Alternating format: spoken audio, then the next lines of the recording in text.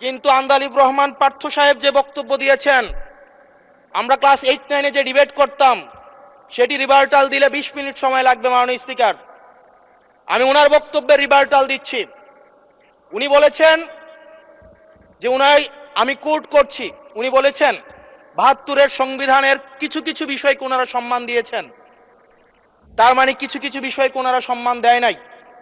তার মানে এই অভ্যুত্থানের পরে এই সংবিধানের কিছু অংশ ওনারা মেনেছেন, কিছু অংশ ওনারা মানেন নাই। ওনারা কেবল ওই অংশটাই মেনেছেন যে অংশটা ওনাদের পক্ষে গিয়েছে, যে অংশটা ওনাদের বিপক্ষে গিয়েছে এই অংশটা ওনারা মানেন নাই। মাননীয় স্পিকার, এই ধরনের প্রকৃতি সম্পন্ন যারা আছে বাংলাদেশের পার্লামেন্ট যারা দেখছেন তারা সিদ্ধান্ত নেবেন। যারা কখনো কখনো কনফরমিস্ট, যারা কখনো কখনো রিফর্মিস্ট, তারা মূলত হচ্ছে অপরচুনিস্ট।